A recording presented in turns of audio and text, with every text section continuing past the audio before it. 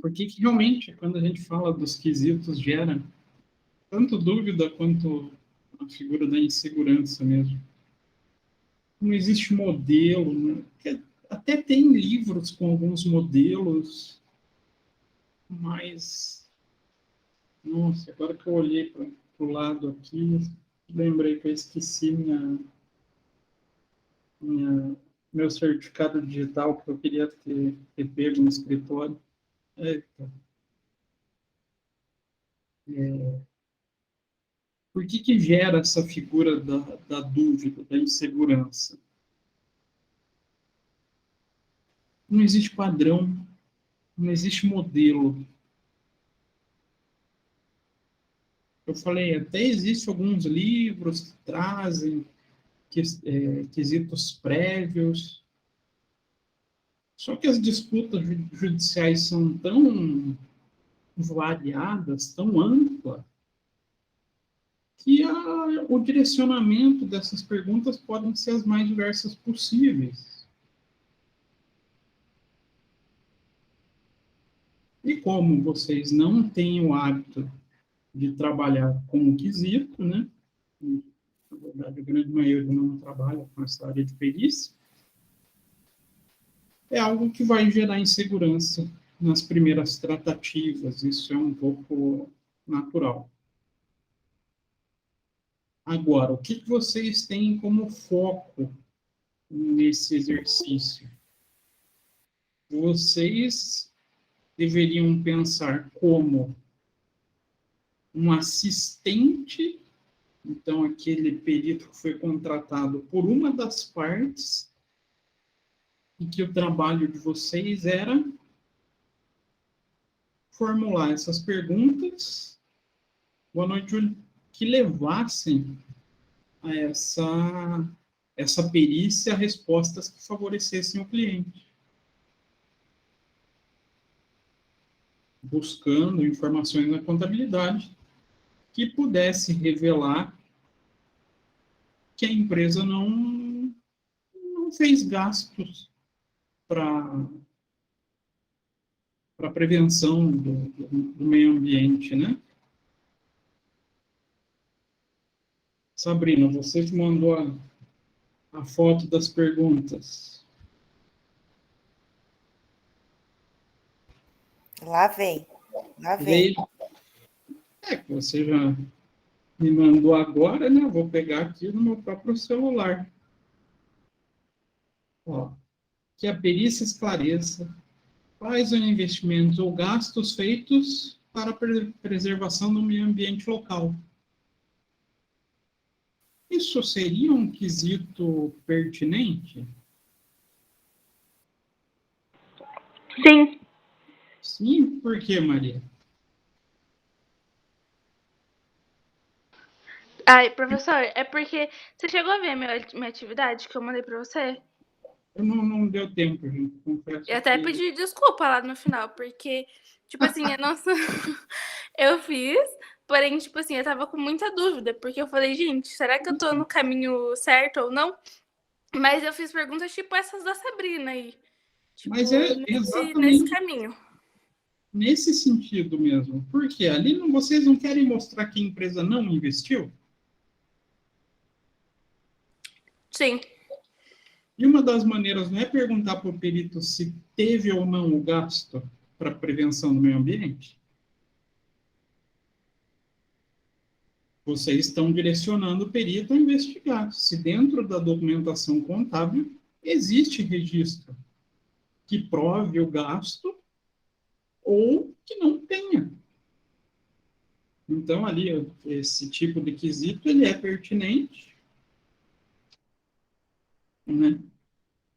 E vai levar o perito a uma resposta sem nuance, vamos falar assim. O perito vai afirmar sim ou não, indicando quais são os gastos ou se não ocorreu os gastos. Professor, Diga-me. eu cheguei a fazer uma pergunta, tipo, específica. Tipo, se houve gasto com armazenagem... Eu coloquei assim, se houve gasto com armazenagem para resíduos sólidos, alguma coisa assim eu coloquei. Tipo, eu coloquei algo bem específico. Pode, de Tá, repente, até porque determinados tipos de empresa têm a necessidade de tratamento de resíduo, né? Pode ser tanto sólido quanto resíduos líquidos, né? Eu acho que a maior dificuldade foi conseguir encaixar a contabilidade com as perguntas ali. Tanto que eu fui atrás de um hotel, ouvi um artigo sobre, acho que é um blog, sobre balanço ambiental. Foi dali que eu consegui tirar mais ideias, assim, do que ia mesmo no balanço, que tinha a ver com questão ambiental. Aí é o ponto interessante da perícia. A gente não tem que ser somente o profissional da perícia. Peraí, professor, não estou entendendo. A perícia nada mais é do que um profissional com um grande conhecimento em uma determinada área. Então, aquele tipo de perícia ali que eu coloquei seria por um profissional com conhecimento de contabilidade ambiental. Ah, professor, mas eu não domino contabilidade ambiental. Qual que é o dever como perito? O que vocês deveriam fazer? Estudar. Abrir mão do caso. Isso, fazer a escusa, indicando que não é a área de especialidade, né? Então, esse... Eu coloquei uma questão lá, que era o que fazia na cervejaria que eu trabalhava. Que como nós usava produto químico, soda alcalina, não poderia jogar direto para a rua. Então vinha um caminhão, era descartável numa caixa d'água e vinha um caminhão coletar, sabe? Uhum. Eu meio que coloquei mais ou menos essa ideia. Você tinha alguma nota, dessa coleta? Algum comprovante que, Isso. ou a escrituração que represente o gasto aí na coleta do resíduo líquido, né? A Maria colocou do resíduo sólido, aí você colocou, Júlio, do resíduo líquido. Então, ali, eu não especifiquei que tipo de empresa era, né? Então, dava para fazer os mais variados tópicos possíveis dentro da contabilidade ambiental. Aí o desafio... Pode falar. Desculpa, professor. Nesse blog falava sobre os ativos imobilizados que eles compram, tipo, que eles adquirem para poder, tipo, máquinas, essas coisas que tem menos vazão, tipo, de fumaça, essas coisas para o meio ambiente. Já é uma outra possível pergunta, né? Inclusive com a própria manutenção das máquinas. Como assim, professor? Uma máquina que não faça a manutenção preventiva de maneira correta. Qual a tendência desse tipo de máquina? Não é acabar poluindo mais também?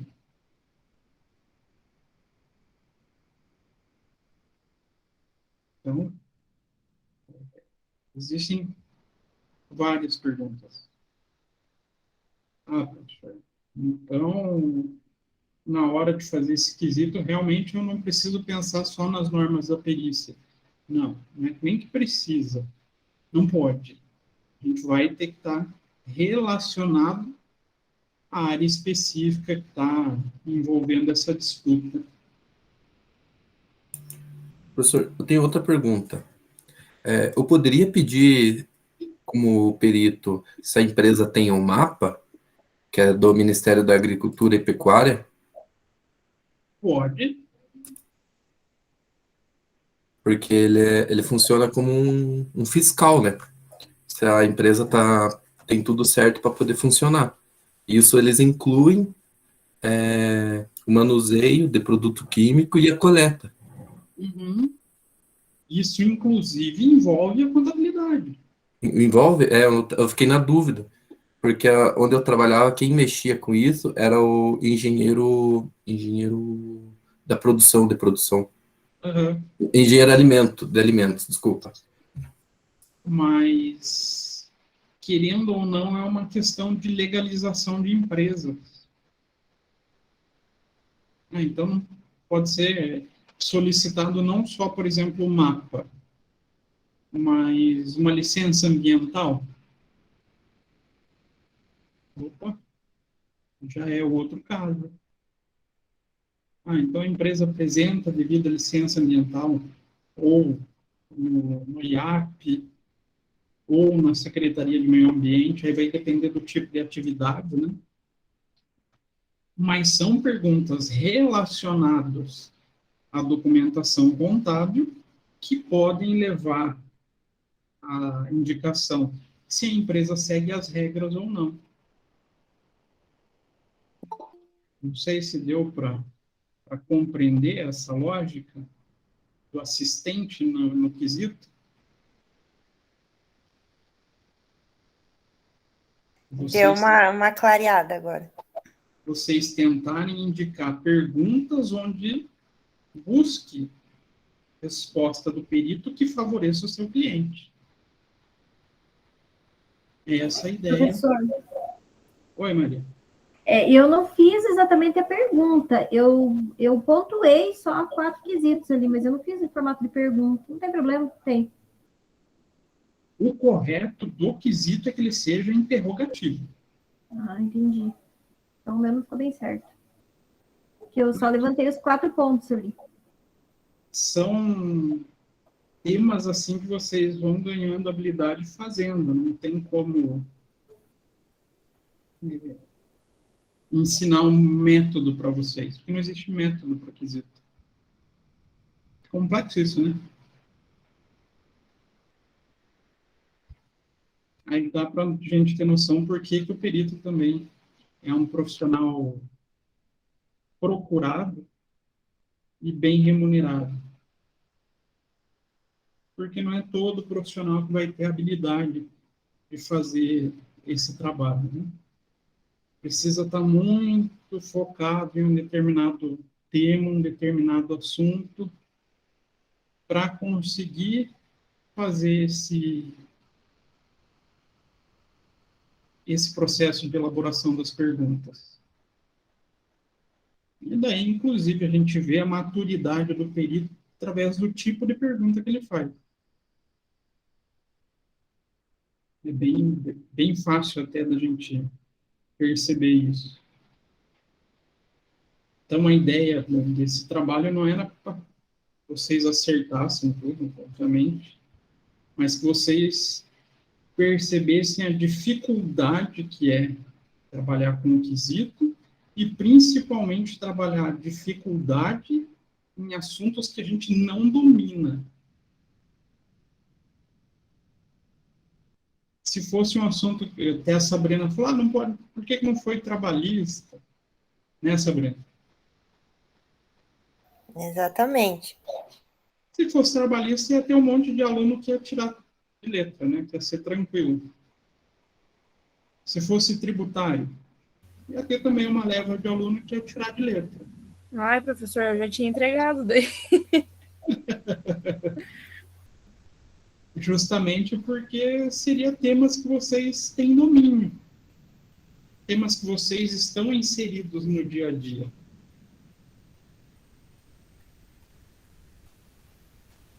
Descobri que perito não é área. Calma, Sabrina. Não é essa. Ali eu coloquei a dificuldade de vocês atuarem em uma área que não é de domínio de vocês.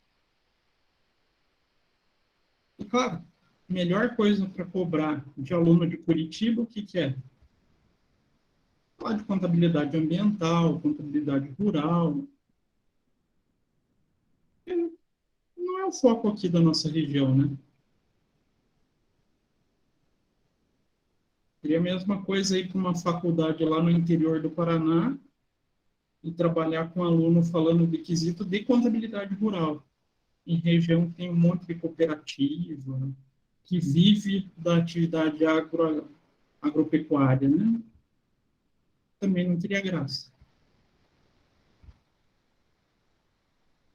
Aí, acho, pelo menos espero, que vocês tenham compreendido essa dificuldade. Puxa, não é minha área, não vou me meter, porque eu vou passar dificuldade. Deu para criar essa visão também? Sim. Esse era o ponto. O quesito aí é o que eu falei, vocês teriam mais facilidade ou menos facilidade, de acordo com o tema. Quando for para fazer quesitos e responder, aí eu vou trazer temas mais do cotidiano de vocês. Só que daí a pergunta vai ser minha, não vai ser de vocês. Beleza? Não? Sim? Mais ou menos? Talvez?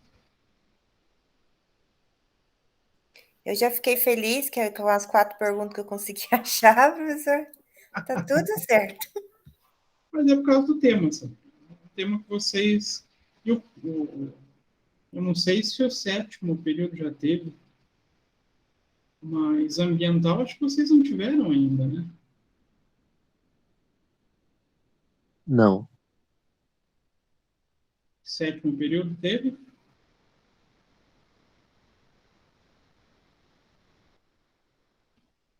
pessoal só abriu o Meet e nem ficou na aula. E como vocês não tiveram disciplina, se torna mais difícil ainda, né? Agora, vamos para a nossa aula de hoje, falar um pouquinho sobre planejamento da perícia. Então, mais um assunto que não é muito longo em termos de normativa, de legislação, mas que é um período de extremo cuidado para o perito. Por quê, professor? Quanto tempo mesmo a gente tem para fazer o aceite da perícia? 5 dias.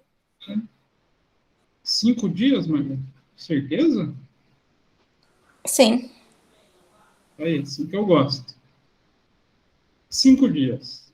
E nesses 5 dias, além de fazer a carga no processo, né, tomar conhecimento, fazer a leitura do processo, a gente vai ter que passar pela fase de planejamento da perícia. Vou não para escrever, só para marcar texto. Então, a gente vai ter que passar pelo planejamento da perícia. Então, não adianta só ler todo o processo, a gente tem que ler, entender o que está sendo solicitado e desenhar o escopo de trabalho. Planejar o trabalho a ser executado. Resultado desse trabalho planejado está aqui, né?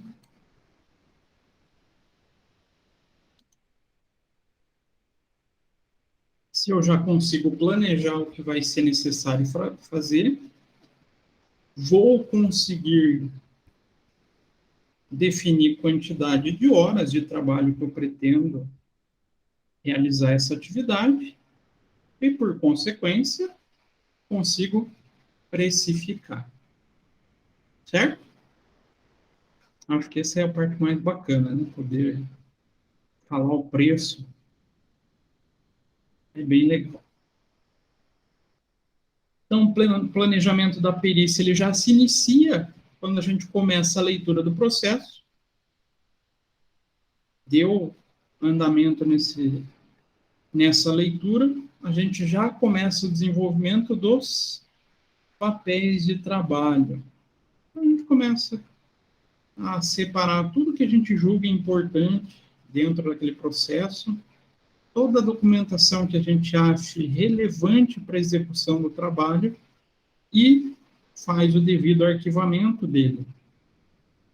Já vai preparando o material de trabalho. Só que dentro da perícia, a gente tem a nomenclatura, né? Essa figura do material de trabalho, denominado de papel de trabalho, onde a gente vai transcrevendo tudo que a gente julga importante nesse desenvolvimento da perícia. Tem mais uma profissão que usa esse nome, né? Papel de trabalho. Tem ou não? Deu branco.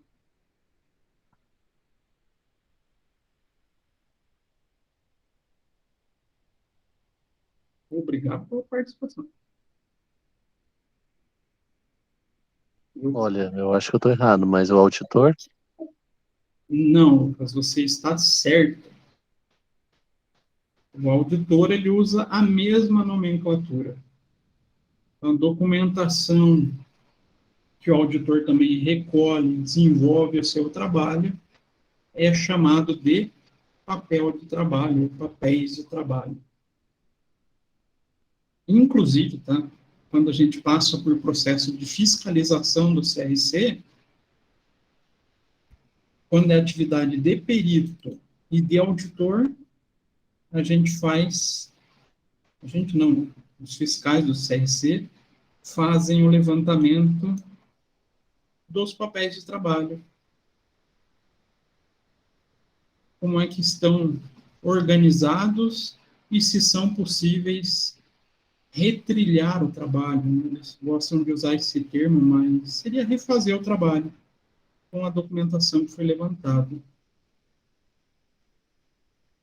Então, lá na NBCTP 01, no seu item 34, traz essa ideia.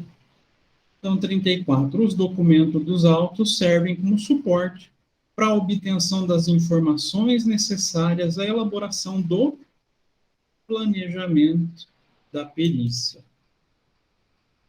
Então, esse documento dos autos pode ser tanto as peças processuais, como assim, professor? A petição inicial, a contestação. Então, toda a movimentação processual executada pelos advogados, quanto todo o material postulado em anexo. E, geralmente, a gente acaba até utilizando mais os anexos, onde vem figuras que o próprio advogado tenta trazer como prova. Por isso, a gente acaba olhando todo o processo. E passa todas as páginas para poder fazer essa separação. Professor, mas eu só estou planejando perícia, por que eu já vou começar a separar material? Faz sentido isso, gente? Pode ser que eu nem dê sequência no trabalho. Por que eu já vou separar material? Me digam, faz sentido ou não? Faz. Faz? Por que, Sabrina? Porque mesmo que você não for trabalhar, você ainda não sabe se vai pegar o caso não, mas você já vai separando, porque vai ser 2 trabalhos. Você lê o processo e falar, agora eu vou ficar ou não vou ficar, você já tem tudo separado? Você já não vai ter o trabalho de passar pelo processo? Se eu já estou passando pelo processo, eu posso evitar de ter que refazer tudo isso, não é? Já começa a separar. Então, você já começa a desenvolver o trabalho, propriamente dito, já na fase de planejamento.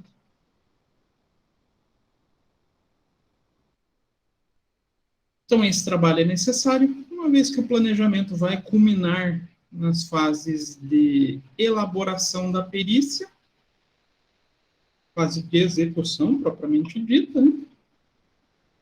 E, principalmente, o estabelecimento do tempo que será dispensado na elaboração dos papéis de trabalho para finalizar cada fase da elaboração da perícia. Que terá, então, como finalidade a quantificação monetária dos honorários. Essa é a parte gostosa, né? Determinar o valor da perícia. Então, após essa etapa, quando existe processo físico, a gente devolve o processo no fórum. No eletrônico, a gente não precisa fazer essa movimentação, né? E, determinando a quantificação monetária e aceitando o encargo, a gente faz o peticionamento, indicando, olha, eu aceito e o meu valor é tanto.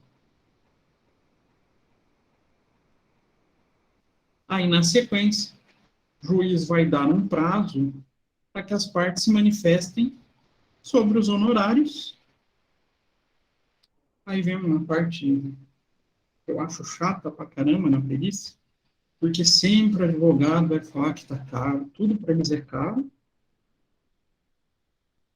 Ah, a perícia é simples. Sempre vai vir esse questionamento. E professor, e o que a gente faz daí?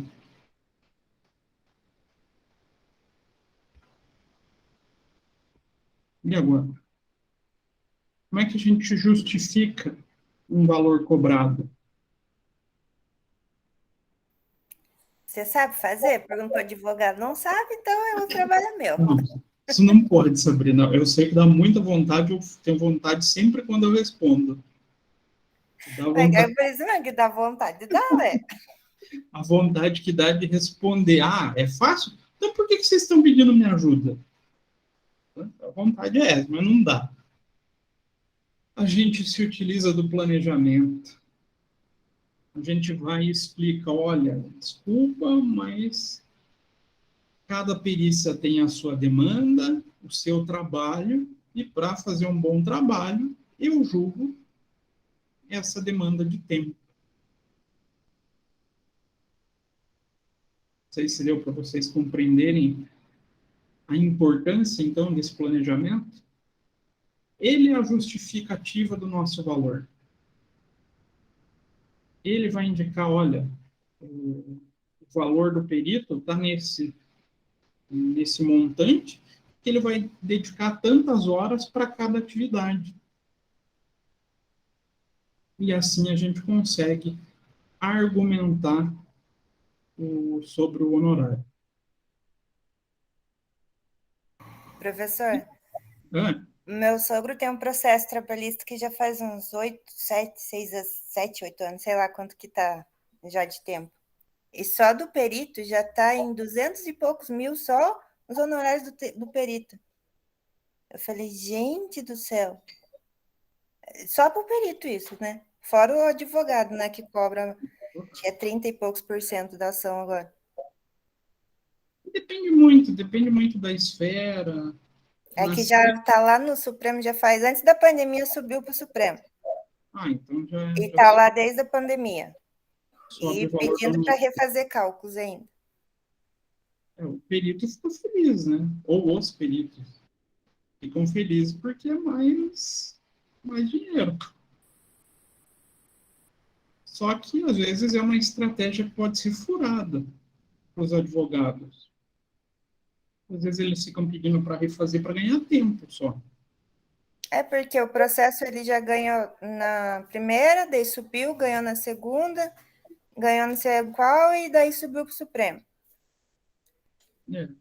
Aí, tipo, praticamente já ganhou a ação, né? Mas só que a empresa, que é a Telefônica, eles estão pedindo ainda para refazer cálculo. É só para enrolar. Tipo um melhor de 5. Eles vão... E é estratégia processual isso, tá, gente? Por incrível que pareça, eles aprendem na própria faculdade isso. Não, sacanagem, né? Mas... Ainda mais do jeito que tá, né? Qualquer dinheiro que entrar, tá todo mundo feliz, né? Ou, no caso, quanto mais a empresa evita sair dinheiro para eles acham que é benéfico. Mas nem sempre, né? Porque, lembrando que tudo isso muitas vezes corre, além da atualização monetária, juros. Então, às vezes eu me questiono, mas às vezes as empresas acreditam mais no advogado do que nos contadores, né? Fazer o quê?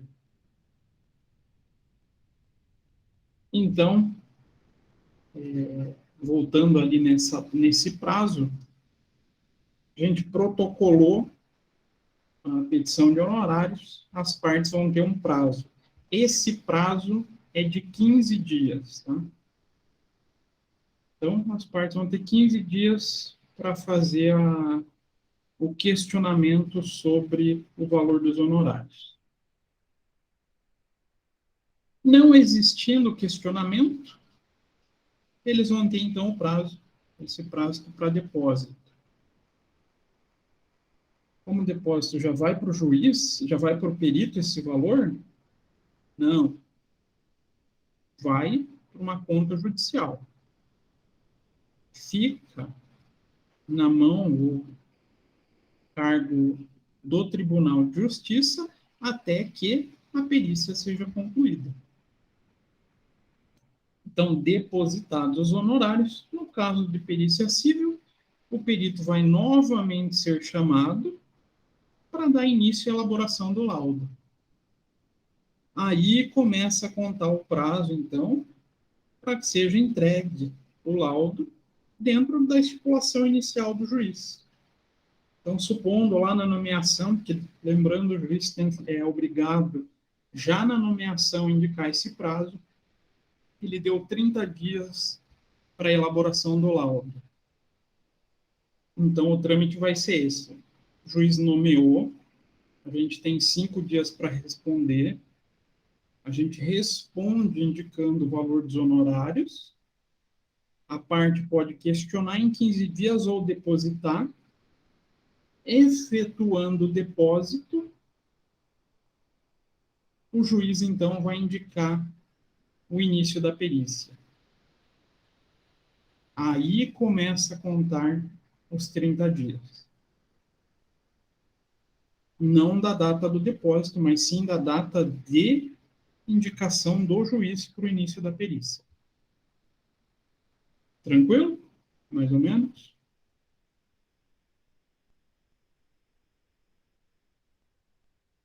Então, a NBCTP 01 é claro quando fala sobre o planejamento, indicando o que é o planejamento. Então, lá no item 31, planejamento da perícia é a etapa do trabalho pericial que antecede as diligências, pesquisas, cálculos e resposta aos quesitos, no qual o perito estabelece os procedimentos gerais do exame, ou dos exames a serem executados no âmbito judicial, extrajudicial, para qual o perito foi nomeado, indicado ou contratado, elaborando a partir do exame do objeto da perícia. O que o item 31 quer dizer, então? Antes de qualquer processo que faça parte da elaboração ou da execução pericial, a gente tem o planejamento.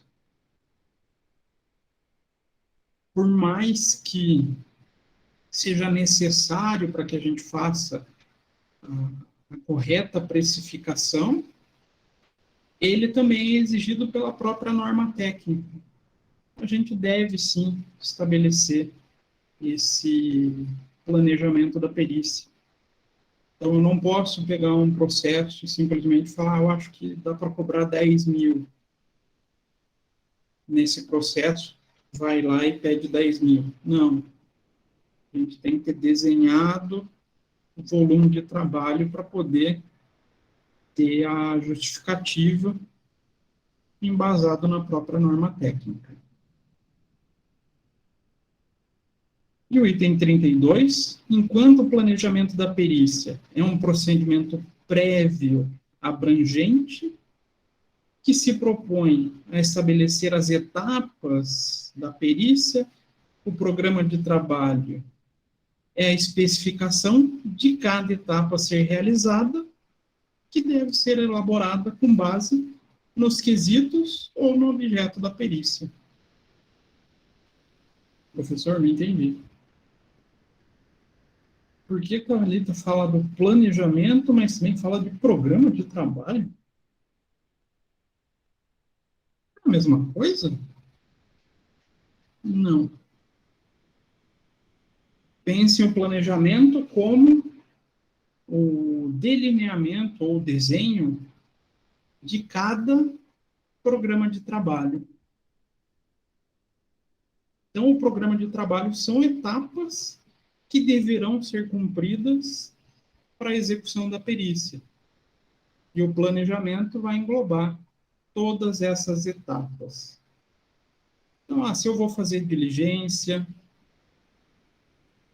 se vai ser necessário diligências, né? Se eu vou fazer pesquisas, eu vou ter que pesquisar uma legislação específica de uma tributação, por exemplo. De repente, a gente está falando de tributação de renda enviada para o exterior. Aí pega um país que a gente, no alemão, sabe que existe. Puxa, eu vou ter que pesquisar. Se eu vou ter que fazer pesquisa, se eu vou ter que desenvolver cálculo.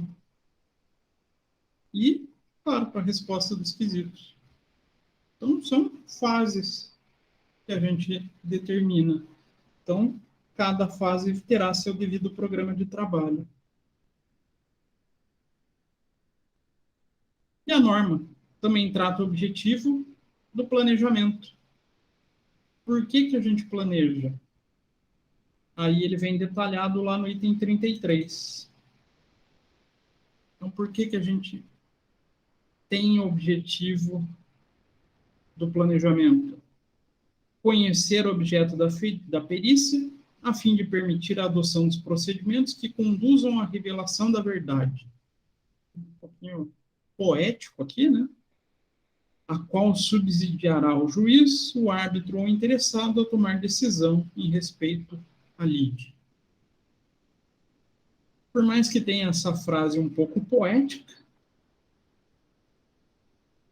o que ele trata como objetivo aqui? Conhecer a disputa, conhecer qual o objeto da perícia. Então, o que está sendo discutido e que motivou a perícia? Claro, isso aqui já vai ajudar na definição do planejamento. Definir a natureza, a oportunidade e a extensão dos exames a serem realizados, em consonância com o objeto da perícia. Os termos constantes na nomeação dos quesitos ou da proposta de honorários oferecida pelo perito. Definir natureza, oportunidade, extensão dos exames. O que esse item B do item 33 está querendo indicar? Olha como ele vai levando a gente a mensurar o volume do trabalho. Eu conheço a disputa. Conhecendo essa disputa, interpretando o que está acontecendo, a gente vai conseguir definir o que eu vou precisar fazer. Que tipo de documento eu vou coletar? Vou ter que fazer visita em algum local? Não vou. Vou ter que fazer planilhas de cálculo? Não vou. Então, a gente começa a definir quais as atividades que vão ser executadas para cumprir esse objeto da perícia. E C, estabelecer condições para que o trabalho seja cumprido no prazo estabelecido, inclusive, para caso não consiga Caso não seja possível cumprir esse prazo estabelecido, a gente faça ou a recusa ou o pedido de prorrogação. De repente, o juiz veio com um prazo meio genérico, geralmente aos 30 dias, e o volume da atividade demande 50, 60 dias. Só vou conseguir identificar isso no momento do planejamento, quando eu faço esse estudo. Se vocês olharem, um vai meio que desencadeando no outro, né? Não é isso que vai acontecendo? Um vai interferindo no próximo. Vamos ver se o próximo D também é interferido pelos outros três. Identificar potenciais problemas e riscos que possam vir a ocorrer no andamento da perícia. É reflexo dos outros três aqui?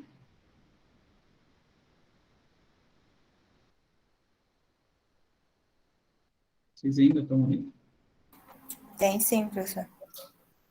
Se a gente parar para analisar, se eu consigo estudar o que eu vou precisar fazer, quanto tempo eu vou levar, eu posso saber também o que pode ser que dê errado, né? Que tipo de problema que eu posso enfrentar nesse trabalho a ser executado. Então, vai pretender uma sequência. O item é identificar fatos que possam vir a ser importantes para a solução da demanda, da forma que não passem desapercebidos ou que não recebam a atenção necessária. A ideia aqui é já ir separando todos os pontos que seja que o perito julgue relevante para a execução do trabalho. Opa, agora eu já conheço o volume de trabalho, qual o objeto da perícia, eu vou identificar qual a legislação pertinente ao caso, aplicável ao caso. Lembrando, legislação, quando a gente está na perícia, vou frisando, né? A gente não tem somente a figura das leis, mas a gente tem muito embasamento em decisões judiciais, né? Então, da jurisprudência, a gente usa muito isso na perícia. Então, isso muitas vezes faz com que a gente busque também jurisprudências existentes em relação àquela perícia. Até aqui, é meio que um delineamento geral sobre o trabalho da perícia, né? Aqui eu começo um processo já de desenvolvimento prévio. Como assim um desenvolvimento prévio? Eu vou começar a estabelecer a divisão de tarefas de acordo com a equipe. Então, estabelecer como ocorrerá a divisão de tarefas entre os membros da equipe de trabalho, sempre que o perito necessitar de auxiliares. E o último item, facilitar a execução e a revisão dos trabalhos. Então, desde quando a gente começa a ler o processo, separar todo o material, a gente também já está facilitando a execução do processo pericial, né? Então, conforme o item 18 da NBC-TP 01, os procedimentos da perícia contábil visam fundamentar as conclusões que serão levadas ao laudo pericial ou parecer pericial. Lembrando, laudo é do perito nomeado, parecer do perito assistente técnico. Então, e abrangem total ou parcialmente, segundo a natureza e a complexidade da matéria, exame, vistoria, indagação, investigação, arbitramento, mensuração, avaliação, certificação. A gente vai detalhar nos próximos materiais, né? Então, exame. O que é o exame segundo a NBC-TP 01? é a análise de livros, registros das transações e documentos. Será que isso é comum na contabilidade? Na perícia contábil? A gente trabalhar com exames.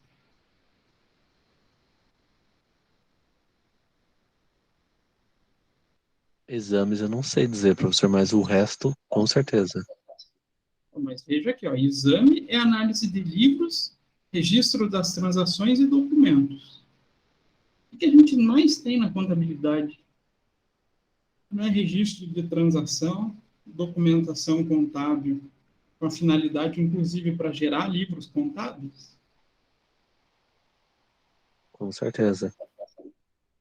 Então, é um dos processos da perícia que a gente mais aplica. Então, exame. Vistoria. Vistoria é a diligência que tem por objetivo a verificação e a constatação de situação, coisa ou fato de forma circunstancial. O que é isso?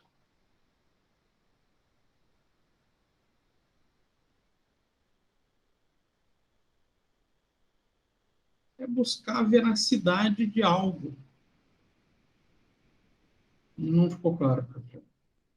Então, vamos supor que a gente fez o exame e encontrou R$ 200 mil em veículos registrados no patrimônio da empresa.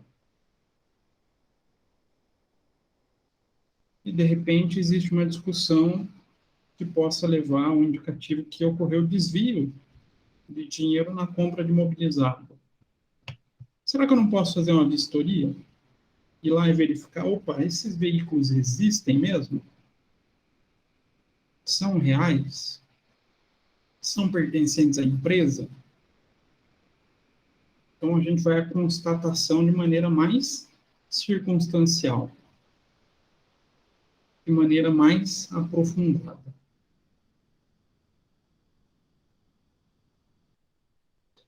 A indagação. Então, a indagação é a busca de informações mediante entrevista com conhecedores do objeto ou fato relacionado à perícia.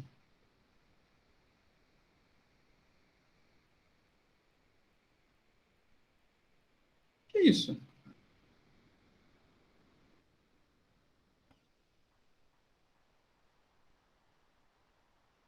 Cuidado para não confundir com interrogatória. Tá? Interrogatória é ato policial.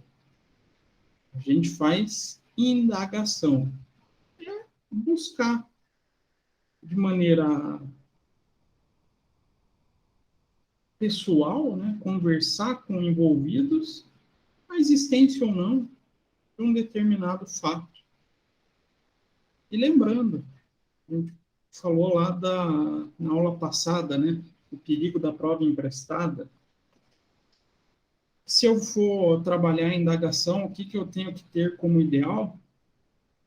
Transcrevo todo o meu processo de indagação e peço para a pessoa que eu conversei assinar, atestando que foi aquilo mesmo que a gente conversou. Opa, deu uma descarga aqui. A investigação é a pesquisa que busca trazer ao laudo ou ao parecer o que está oculto em quaisquer circunstâncias. Eita! Pode existir coisa oculta dentro da contabilidade?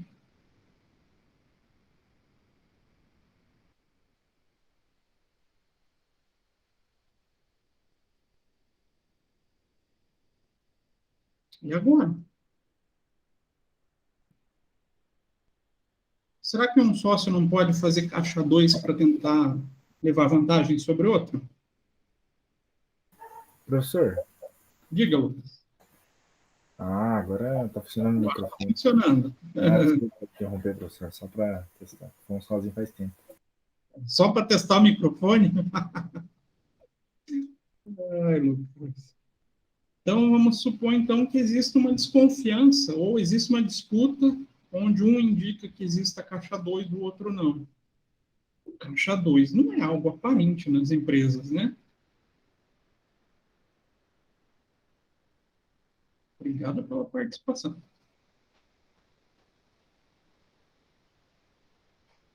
Existe como verificar um caixa 2? Está na escrituração contábil da empresa? Não? Não está, né? Vou fazer uma investigação que me leve a constatar se existe ou não um caixa 2, um desvio.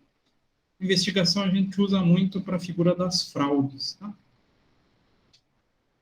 O arbitramento. O arbitramento é a determinação de valores ou a solução de controvérsias através de um critério técnico-científico. Então, isso a gente vê muito em disputa financeira.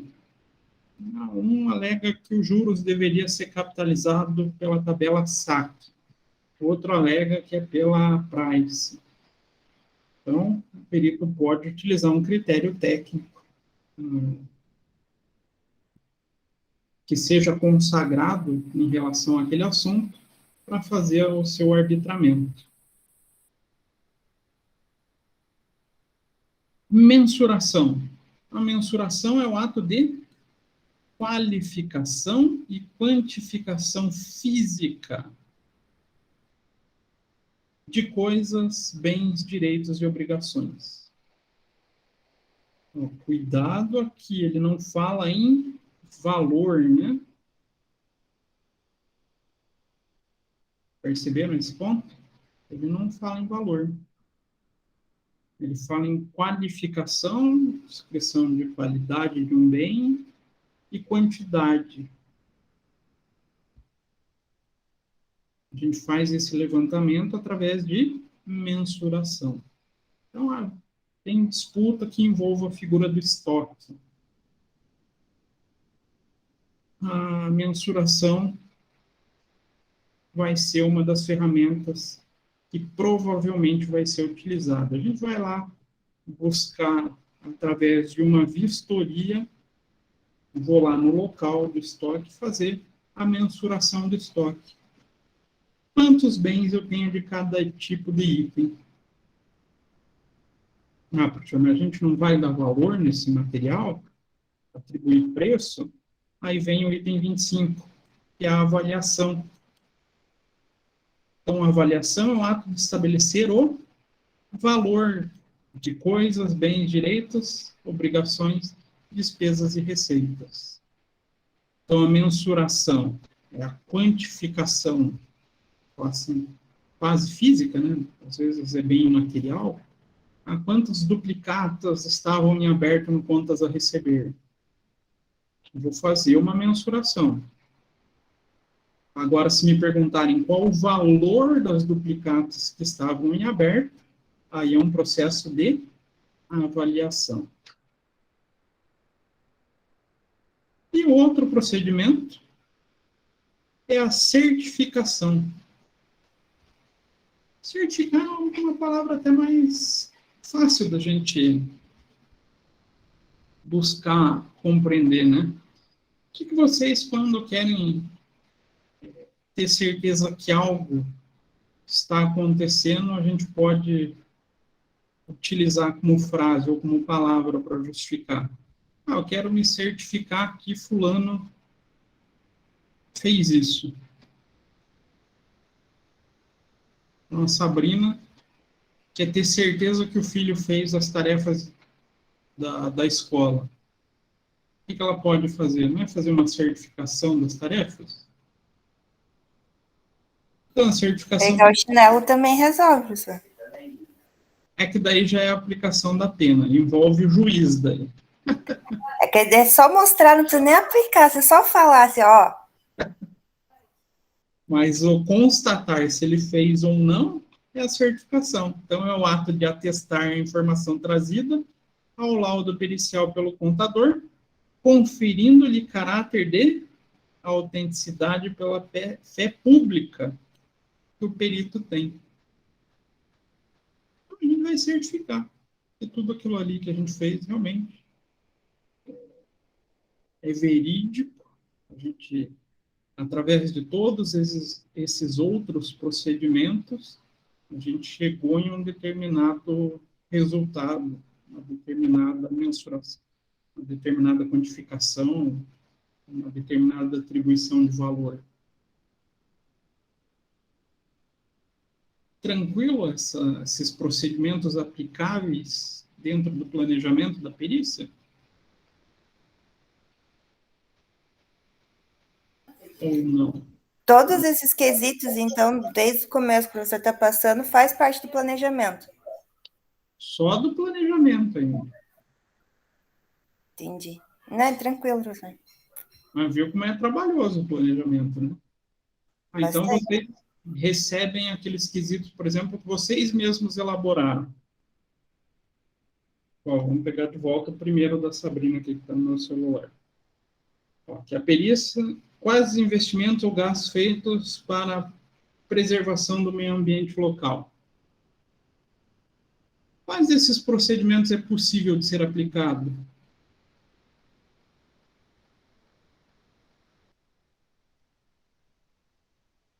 O que vocês imaginariam como trabalho necessário para responder essa pergunta? Um deles aqui é essencial, né? Opa, O primeiro ali também? o exame eu vou ter que fazer, né? Eu vou ter que ir lá na contabilidade e ver, opa, tem material? Foi gasto, não foi? Posso fazer uma vistoria? Sim. Igual o Júlio falou do tratamento, o Júlio e a Maria, né? Do tratamento de resíduos. Opa, tem a nota aqui, vou lá verificar se existe mesmo esse tratamento. Posso fazer indagação? De repente, eu posso ir conversar com quem é o responsável por esse tratamento. Investigação, aqui já sairia um pouco do escopo, né? Arbitramento? Não. Mensuração? Também não vejo muita aplicação. Avaliação? Também não vejo muito. E, por último, a certificação, né? Que é a garantia de que os outros processos foram executados da maneira correta e que os valores que eu vou apresentar estão corretos. Não sei se vocês conseguiram compreender essa ideia. Cada tipo de quesito vai levar a processos distintos. Então, para saber quais os processos que eu preciso aplicar, eu preciso entender o objeto da perícia. Preciso saber o que está sendo questionado.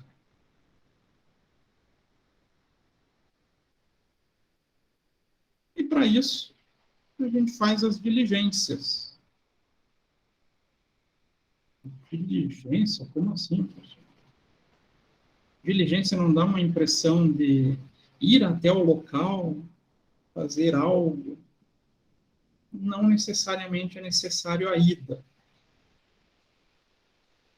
Então, nessa fase do trabalho pericial, o perito nomeado pode identificar necessidade de novos documentos para instituir a elaboração do laudo pericial contábil. Oportunidade em que se pode contatar o assistente técnico, caso a parte tenha contratado, ou mesmo um representante ou responsável da parte.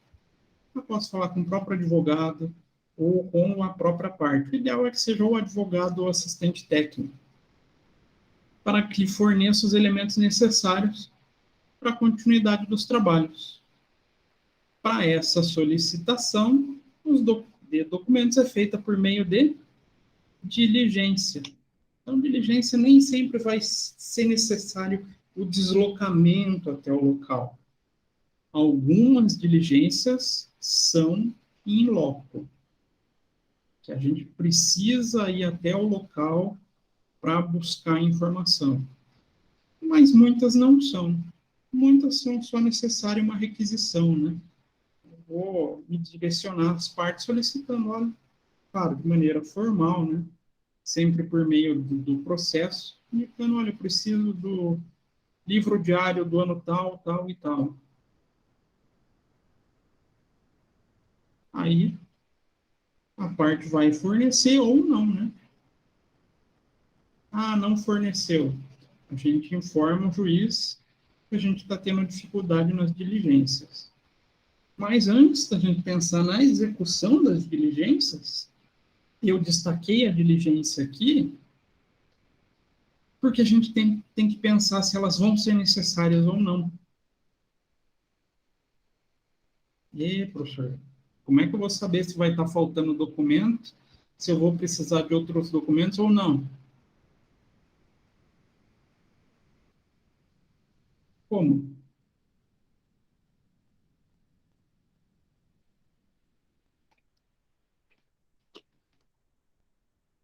Tem como? Não tem como?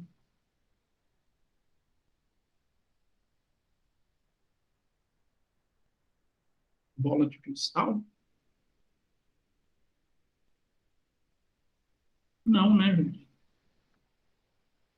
O que a gente precisa?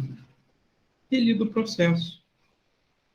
E o processo, separei a documentação que eu achei pertinente, eu já vou conseguir estabelecer quais outros documentos eu vou precisar.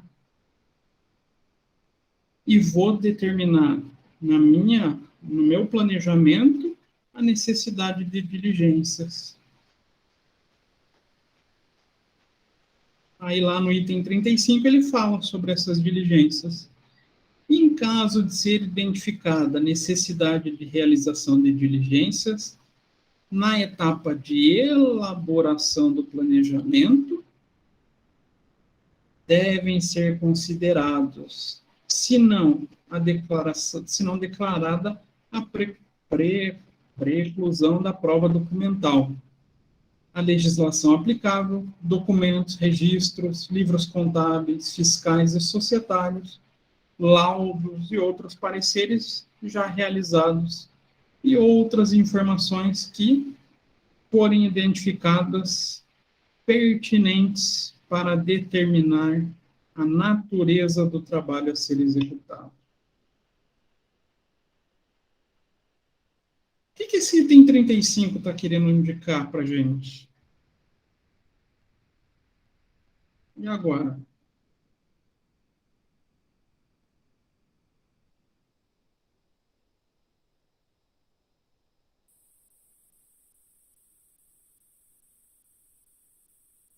Que tem que ser visto antes no planejamento, essas coisas? Que eu vou ter que observar, que eu vou ter que mensurar a realização, a necessidade dessa realização, só não vou necessitar caso seja considerada preclusão, eu odeio essa palavra, da prova. Professor, o que é essa preclusão?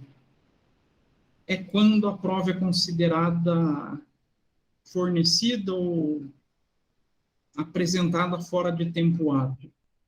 Então, uma das partes quis apresentar uma determinada quantidade de notas fiscais.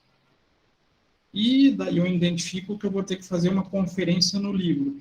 Mas o juiz falou, não, essa prova aqui eu não posso admitir, porque está fora do prazo de apresentação. Como é uma prova que foi declarada preclusa, eu não vou poder investigar sobre ela. Eu não vou poder me aprofundar sobre ela. Apresentou prova no tempo hábil e eu necessito me aprofundar sobre essa prova, perfeito. Vou estipular no meu planejamento a necessidade da diligência. A preclusão aqui ela é algo até incomum de acontecer. É só quando o advogado é meio tapadão que acontece, tá? E todas as diligências devem ser formalizadas por documento oficial criado pela NBC-TP 01, denominado termo de diligência. O legal é que ele fala documento criado, mas não existe na NBC-TP o documento. Ele tem só o que é. Então, o termo de diligência é um instrumento por meio qual o perito solicita documentos, coisas, dados, bem como quaisquer informações necessárias à elaboração do laudo ou do parecer pericial contábil.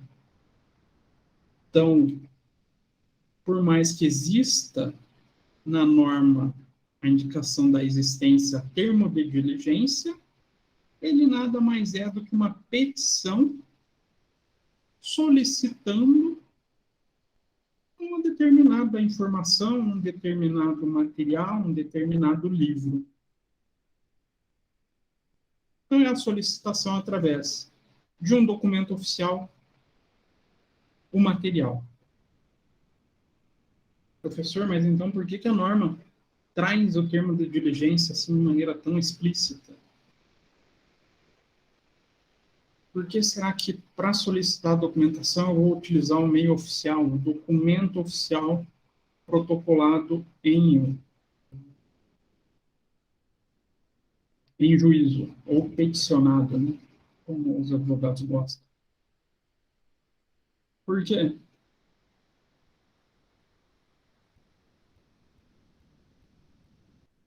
Para não ter envolvimento? Não é questão de envolvimento. Faz parte do rito processual, mas é uma garantia que o perito vai ter sobre a afirmação que ele solicitou aquele documento. Que as partes podem negar que foi solicitado, né? Só que, com um documento formal, já perde essa possibilidade, né? A pessoa tem que ser, como falo assim, muito cara de pau para alegar que não foi solicitado. É mais uma garantia, então, para o perito. Isso. Uma formalização por garantia.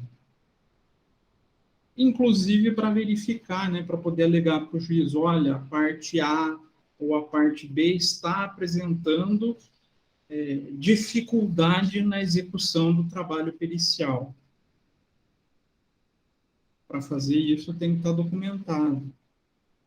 Então, o termo de diligência é uma ferramenta de segurança, de formalização do processo. Acho que o professor devia usar termo de diligência, né? Quando vai pedir trabalho, essas coisas, formalizar através do termo de diligência. Engraçadão, professor, né?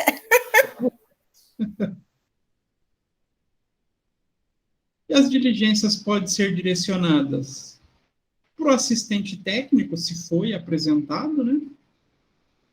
Uma vez que daí o trabalho acaba sendo realizado meio em conjunto. Ah, professor, mas não tem assistente técnico nessa perícia. A gente faz a outra pessoa ligada à parte, principalmente o advogado.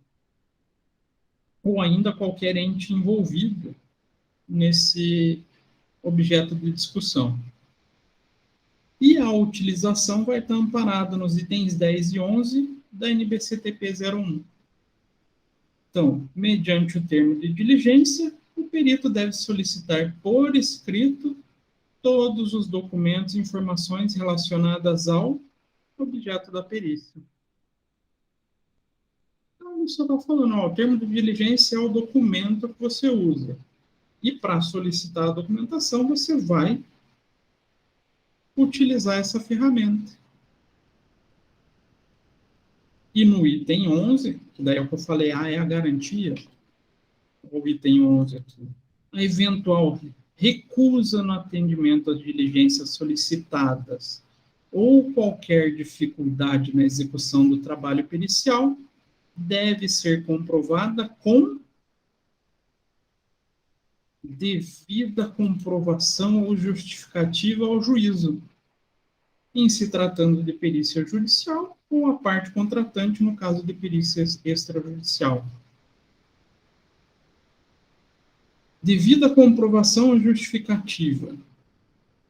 Se eu não fizer, então, esse caminho do termo de diligência, eu vou poder afirmar que uma parte deixou de me atender? Fica difícil, né? Eu não vou ter como provar. Não dá para justificar. Então, é a forma, a segurança do trabalho pericial, que eu vou realmente receber essa documentação, ou o trabalho vai ser prejudicado pela parte que acabou se recusando no fornecimento das solicitações. E a NBC também orienta os profissionais contábeis quanto à forma de registrarem o que foi solicitado nas diligências, bem como as pessoas que recepcionaram os termos de diligência, então, como mostrado no seu item 13. Então, o perito deve manter registro dos locais e data das diligências. Mas, cuidado, aqui é quando a gente vai em loco.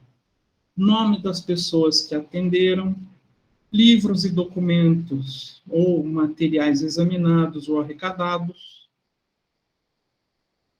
dados e particularidades de interesse da perícia, rubricando a documentação examinada, quando julgar necessário e for possível, né? A gente também não pode sair rasurando tudo. Juntando elementos da prova original, cópia ou certidão. O que quer dizer isso? Coloco no processo que eu vou realizar uma diligência em loco, vou na parte A ou vou até a parte B, aí eu vou oficializar a data, vou no dia tal, na data tal, para examinar o documento, os livros diários dos últimos 5 anos. Chegando lá, eu vou registrar todo o meu trabalho. Quem me atendeu, que horas que me atendeu, qual o material solicitado, foi fornecido, tirei cópia. Se eu tirei cópia, eu posso rubricar essa cópia para garantir que é aquele material, ou daquele livro, né? Porque a gente não vai poder reter livro. E, caso exista dificuldade, aí eu vou ter todo o material para indicar o que aconteceu. Eu cheguei na data tal, no horário estipulado, não fui recepcionado. Ou me negaram acesso a tal material, ao livro de 2014, para poder justificar o juiz caso não aconteça.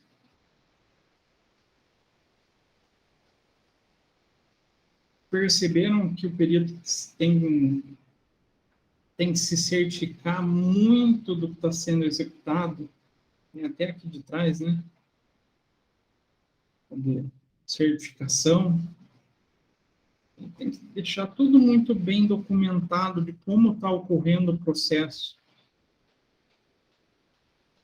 Até como forma de evitar questionamentos sobre o seu desenvolvimento. Então, o perito pode solicitar às partes todo o documento que ele julgar útil e necessário para dar suportes às conclusões, que serão levadas para o laudo pericial contábil. Aí não é nem a NBC-TP que determina, é o próprio CPC, o próprio Código de Processo Civil, lá no artigo 473, parágrafo 3º, ele indica essa possibilidade. Então, para o desempenho da sua função, o perito e os assistentes técnicos podem valer-se de todos os meios necessários, ouvindo testemunhas, obtendo informações, solicitando documentos que estejam em poder de parte, de terceiros ou em repartições públicas. Só um pequeno adendo em relação a essa figura aqui. Já vou voltar nela. Bem como e instruir o laudo com planilhas, mapas, desenhos, fotografia ou outros elementos que julgar necessário para o esclarecimento da perícia. Posso me valer de todo o ferramental possível. Posso solicitar todo tipo de material e documento que eu julgue necessário. Professor, mas qual o adendo sobre repartição pública? A gente tem aí uma normativa, tem a legislação, que restringe algumas entidades de fornecer documentos, que são os chamados sigilos, né? Quais são os sigilos que a gente tem? Qualquer pessoa tem esse sigilo.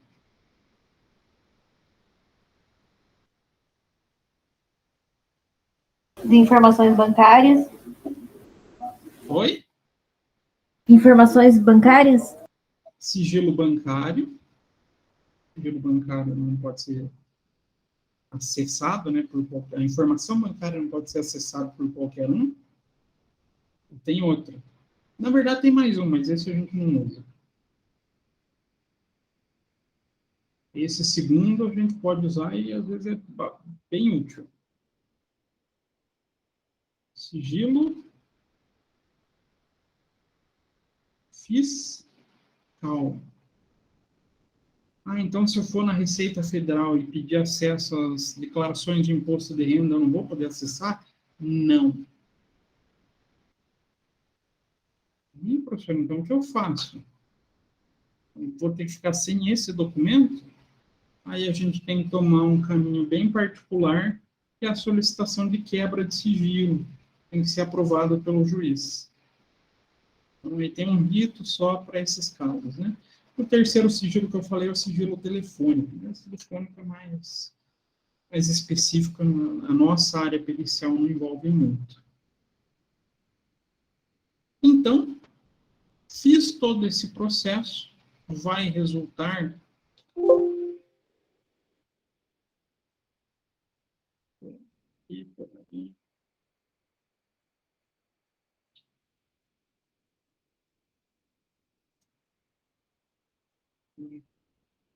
eu tenho fechado aberto, né? Tudo bem. Tá bom.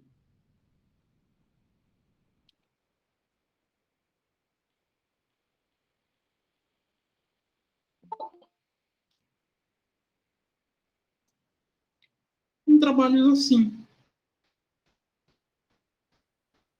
Professor, o que é isso? Isso é o planejamento da perícia.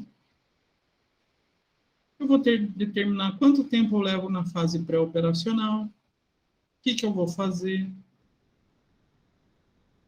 vou determinar o meu trabalho em relação à execução da perícia,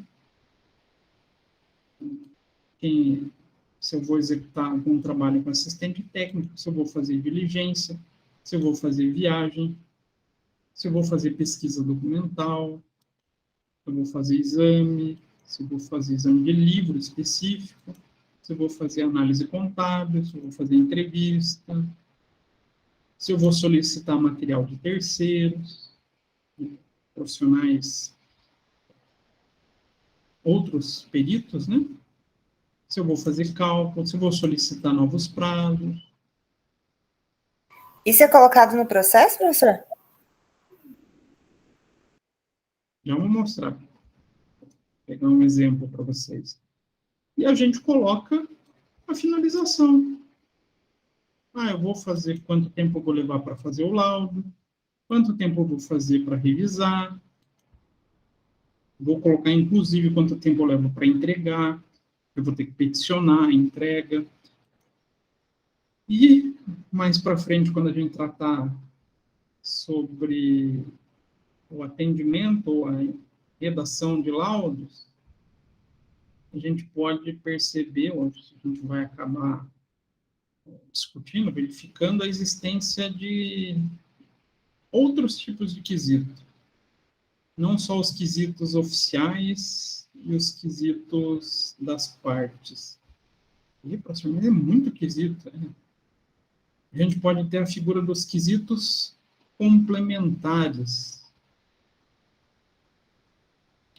Entregamos o laudo, surgiu uma dúvida. O próprio juiz ficou com uma dúvida em relação a uma resposta. A gente vai ter que complementar essa resposta. A gente faz um laudo de esclarecimento. Fez isso, a gente coloca o prazo, né? Quanto tempo vou levar para cada um?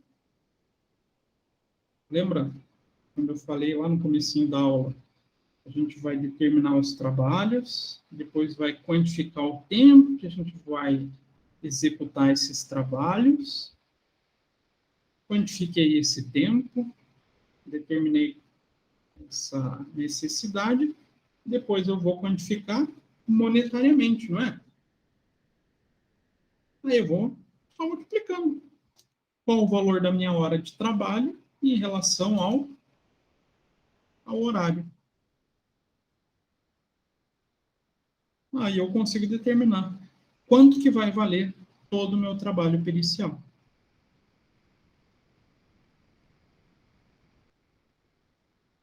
Essa quantificação não é que deu para, não é a situação que deu para compreender, mas deu para visualizar como isso procede.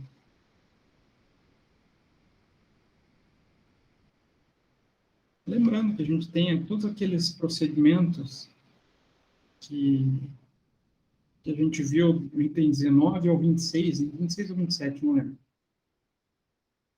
que são processos durante a execução do trabalho. A gente vai ter que ler todo o processo e determinar o que a gente vai fazer. Depois eu só planifico isso. Aí, se alguém questionar, não, mas o trabalho é muito simples. Não, olha, para executar o meu trabalho, para cada uma das atividades, eu vou levar esse tempo. Eu consigo justificar a minha demanda de trabalho. E daí, por consequência, justificar valores.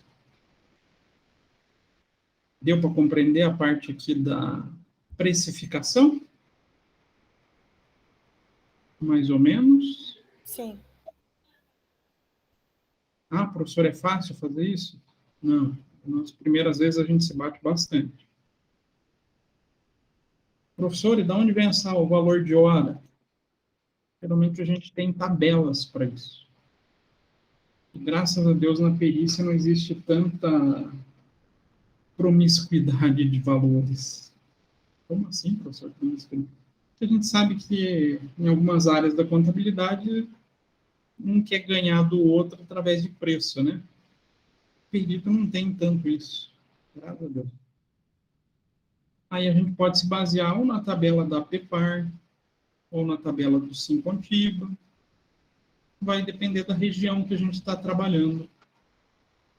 E o mesmo... Deixa eu abrir aqui. A PEPAR, professor, o que é isso?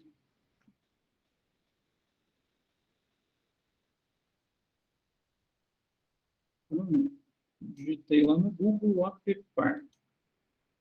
Então, uma associação de peritos, avaliadores, assistente técnico. Aí ele tem uma tabela orientativa.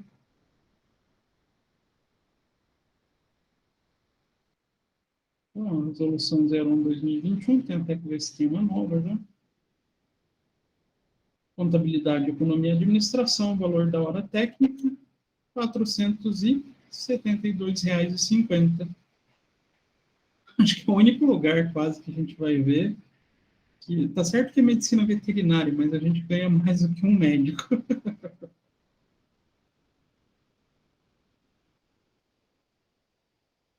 Então, a gente pode utilizar a tabela orientativa ou, por exemplo,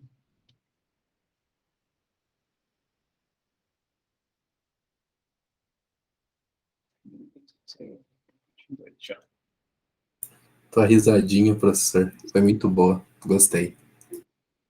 Hã? Tua risadinha que ganha mais que o médico foi muito boa. Vamos ver aqui quanto que um perito está cobrando se fosse por orientação do Sincontiba. Opa, tá bom, hein? R$ 702 por hora, tá? É por hora. Só que a maioria usa a PEPAR. Ela se torna meio um padrão dos peritos. Inclusive, vocês olharem, a minha aqui é baseado na PEPAR, né? 472,50. Fiz isso, aí eu vou indicar se aceita ou não, né? Deixa eu pegar aqui uma resposta minha.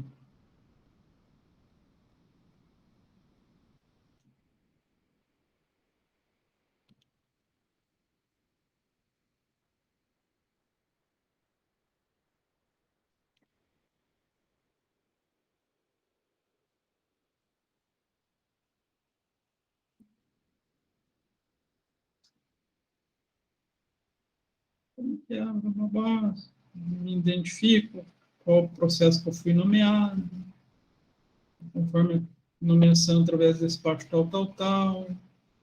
Aí eu cito aqui, ó, o meu, para execução do trabalho, foi considerado extensão, complexidade do objeto, e apresento em apêndice a minha tabela, para que todos tenham ciência como eu cheguei naquele valor. Destaque-se que foram utilizados a tabela referencial da PEPAR para mensuração do valor do tempo, com mensuração do tempo e valor de acordo com a equipe. Referente a 16 horas de trabalho. Eu gosto de frisar isso aqui, mas o importante vai estar aqui o desmembramento do valor. Como é que eu cheguei naquele valor, naquelas 16 horas de trabalho e 7.560? Eu vou ter que executar cada uma das atividades aqui.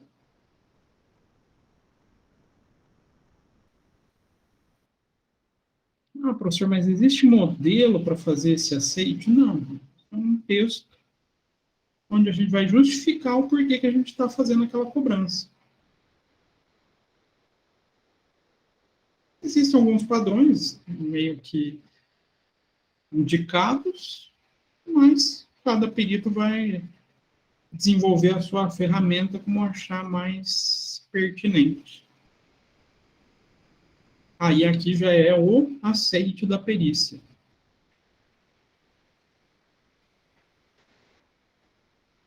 Dúvidas? Professor, em relação a essas horas, então, por exemplo, você vê o processo lá e você vê por cima, né? Você não faz uma análise muito detalhada, você vê por cima e fala, olha, eu vou levar 1 hora, 2 horas para fazer essa análise, então eu vou cobrar... Não. Como que é? Tem que fazer uma leitura geral do processo. Aham. Que se você fizer por cima, qual que é o... Pode fazer? Pode. Mas então, por exemplo, assim, ó, eu vou contratar o seu serviço, né? De perícia. Aí eu vou falar, ó, é isso que eu quero fazer, me dá o seu laudo aí. Ou primeiro vai ser passado o valor e tudo mais. Mas para passar esse valor, você tem que se aprofundar um pouco, você tem que olhar o processo para saber quanto tempo você vai levar. Mas aí você já, entre aspas, você já perdeu um tempo ali, né? Você já deixou de ver um outro processo para fazer aquela análise, né? Esse processo da leitura inicial, digamos assim, se você não aceitar, é um dinheiro, um tempo perdido. Sim. Entendi. Mas por que a gente indica a leitura completa do processo? Às vezes, em 1 ou 2 folhas que você deixe de ler ou faça uma leitura mais detalhada, mais atenciosa, pode ser que exatamente naquela parte tenha um detalhe que vai duplicar o teu trabalho. Entendi. Aí você pode precificar errado, mensurar o trabalho errado, precificar errado e você trabalhar de graça. E aí, por exemplo, eu fui lá, fiz o laudo e eu vou conseguir fazer todo o processo, passei o meu preço e vi a quantidade de tempo e dias para eu realizar aquela perícia. Beleza. Sei lá, eu não sei. Por hora ou por dia? Por exemplo, vai dar uma semana, vou conseguir te entregar no final da semana, ou vai levar 3 dias. Isso é o problema. Dependendo. Prazo de entrega e determinação do juiz. Entendi. Então, o juiz vai falar, você tem 30 dias para entrega do laudo. E você foi lá e mensurou. Vamos ver aqui. Vou levar, se eu somar aqui, é exatamente a mesma planilha. 16 horas de trabalho. Eu vou ter que dar um jeito de encaixar dentro desses 30 dias, 16 horas para executar esse trabalho. Não, eu vi que o volume de trabalho é muito grande, não vai ser comportado dentro desses 30 dias. A gente pode tomar 2 caminhos. Ou faz uma solicitação de prazo adicional, ou recusa o trabalho. Às vezes está com muito movimento no escritório e não tem como assumir aquele processo em específico. Entendi. Mas, o juiz, para o juiz, essas 16 horas, se era quase que ele falasse, isso é problema teu, eu quero meu laudo. Sim. Aí a gente vai ter que encaixar, 16 horas... Com as outras atividades, com os outros trabalhos, com as outras perícias, entendi. Conforme a tua demanda dentro do escritório. Uhum. Então, é um processinho complexo, né? Não é tão simplesinho. Eu sei que no início, essa determinação das atividades, o tempo, a gente se bate um pouco. Professor, pode acontecer de ter algo no meio do processo que eu leve muito mais tempo do que eu previ ali. No final, vou sair em prejuízo daí, porque eu vou levar mais horas do que eu calculei. Pode ser solicitada uma complementação de honorário? Pode. Existe essa previsão. Porém, vou falar quase que é impossível, beiram impossível as partes aceitarem. Que a parte tem que aceitar pagar, né? Porque vai sair do bolso dela. Senão, elas vão questionar. E, com certeza, apresentou o pedido de complemento de honorário, vai ser questionado pelas duas partes, com toda certeza. Aí vira uma discussão sem fim. E ele pode questionar já nessa petição aqui? Então, eu apresentei lá, falei que vou levar 16 horas, 7.560. Ele vai poder questionar? Vai. Pode. Dentro daqueles 15 dias que ele tem legalmente, né? Para apresentar suas razões. Aí o perito não vai poder fazer nada? Ele vai apresentar uma contra-razão defendendo a sua perícia. Por que é justo esse valor? Vai ter que explicar, olha, que eu atendi a demanda, observei a complexidade do trabalho, verifiquei a quantidade de horas necessárias para execução, apliquei uma tabela referencial de preço, e daí o juiz vai verificar se aceita ou não, e pode ser que o próprio juiz adote a postura de arbitrar valor. Então, de repente, o juiz também acha que os 7.500 é caro e falou, não, para esse tipo de perícia eu acredito que 6.000 seja o justo. Vai variar um pouquinho o valor, aí o perito vai ter que verificar se o valor é aceitável ou não. senão ele pode recusar também. Aí o Vitor fez uma pergunta, Vitor. Cadê? Tipo de perícia que eu pego? Contábil e tributária. Não mexo com perícia trabalhista. Tá? Ah, e previdenciária também não, na minha praia. Mais dúvidas? Perguntas? Questões, senhores?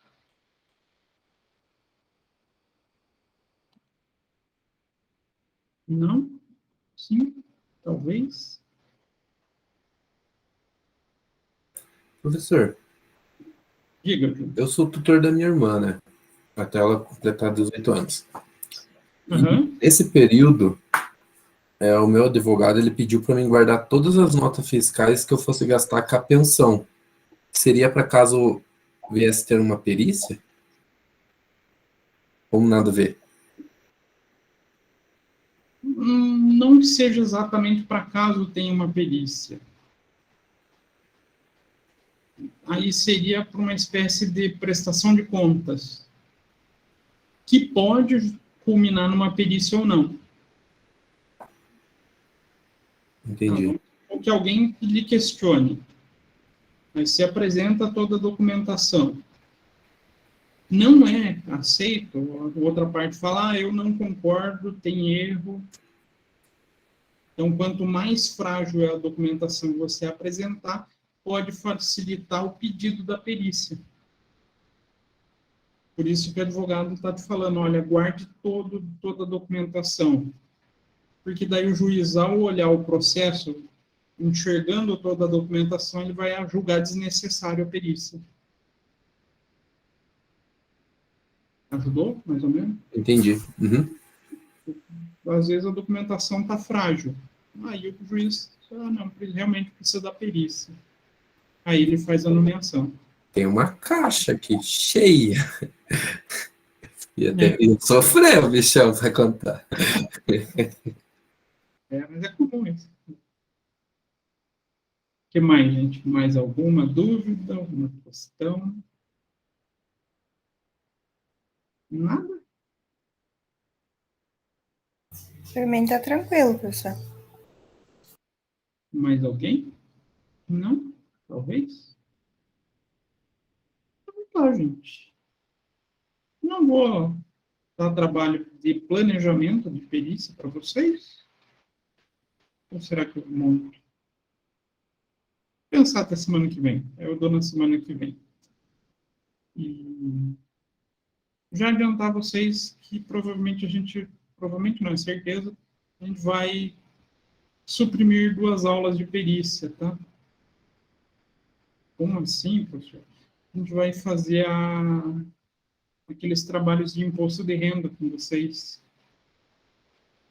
Mas não se preocupem que perícia dá para ajustar essa figura das 2 aulas, ainda mais que a gente teve feriado das outras disciplinas e não de perícia.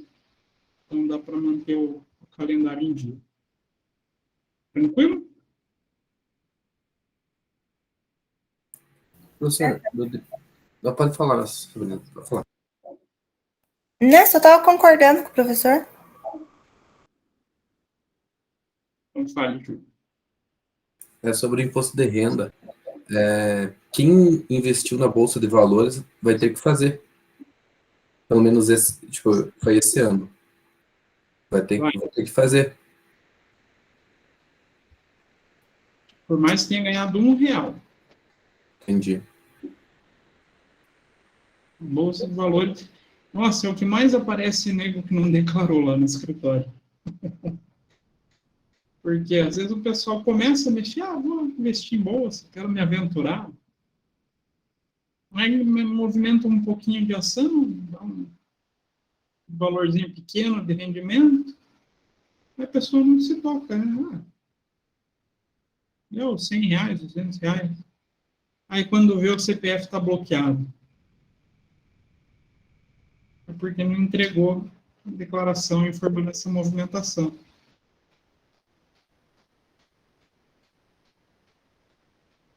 Quem se ferrou com o IRBR? IRBR? Que isso, Vitor? IRBR. Entendi, Vitor.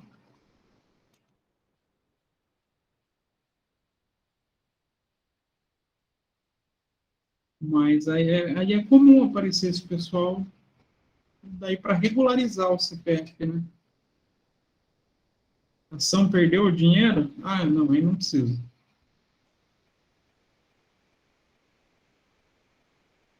Mas é uma das situações ocultas da área de investimentos, né? O pessoal não percebe, não sabe que tem que declarar isso. Ajudou, Júlio? Mesmo, em qualquer ação, né? Ok. Mesmo dividendos ou ações, normal. Certo. Então vou ter que declarar. Muda um pouquinho os cálculos de acordo com a movimentação que você faz. Mas aí eu deixo para o IR para explicar certinho. Ah, dá para nós fazer na sala com o meu, para testar. Vai aprender também. Você fez tipo day trader? Não, foi pelo aplicativo da Nubank. Não, mas que eu digo day trader é... Ah, comprei... Coloquei e tirei na hora? Não. Tá lá. Ah, não, então tá. Porque tem esse pessoal que compra, daqui uma semana está vendendo. Daí são tratativas distintas para os tipos de operação, inclusive para retenção na fonte, às vezes. Mas eu vou mostrar para vocês. Eu tenho exemplo até para mostrar para vocês. Beleza? Mais alguma questão?